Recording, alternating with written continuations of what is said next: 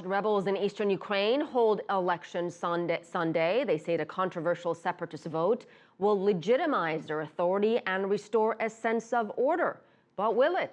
CCTV's Kate Parkinson is live in Donetsk. Kate, do people think life will get better after these elections? Well, life is certainly very difficult here in eastern Ukraine, despite the fact that a ceasefire was declared at the beginning of September and the intensity of the fighting has decreased. Life is still tough. A lot of people have lost their homes.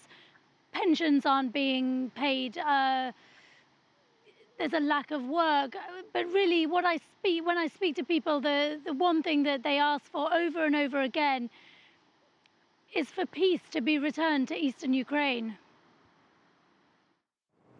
With a ceasefire just about holding for almost 2 months now, a sense of normality has returned to Donetsk.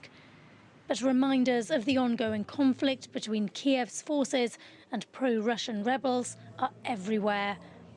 These fighters say they don't think the ceasefire will hold. They are sure that Kiev wants to reclaim the rebel-held territories and is using the lull in fighting to reinforce government troops. Their commander tells me when the fighting resumes, it will be much worse than before. I am sure that the fighting will become tougher because a large amount of military weapons and equipment came from the side during this time, during the ceasefire. We know this and we are ready to fight. The conflict in eastern Ukraine has never officially been declared a war, but it certainly feels like one. And here, as the rebels clean and repair their weapons, they say they will continue to defend their land. But for these people, more fighting is the last thing they want. Around 100 people live in this basement. They fled their homes because of the fighting. Even if the fighting ends, many have no homes to go back to. The election offers them little hope. This is Luba. She weeps as she remembers how her daughter died. She tells me she will vote on Sunday, but she only wants one thing from this election. I would vote for peace, only for peace. I don't want anything else in my life, only not to have the war. I don't want it, this war, especially in the place I used to live. Over there is heavy fighting. They are fighting all day and all night.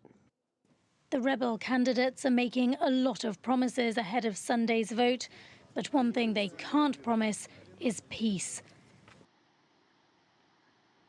There is a very real concern that actually after these elections, which Kiev strongly opposes and its international allies also condemning the vote and saying they won't recognize the result, and there is a very real concern that actually instead of peace returning to eastern Ukraine, the conflict, the fighting could intensify. Certainly Kiev says these elections are in breach of the Minsk peace accord, which was agreed between Kiev and the rebel leaders and Moscow in September. And there is a very real fear that if these elections do go ahead, and it does seem that they will go ahead as planned on Sunday, that the peace accord, which is already very fragile, could shatter completely.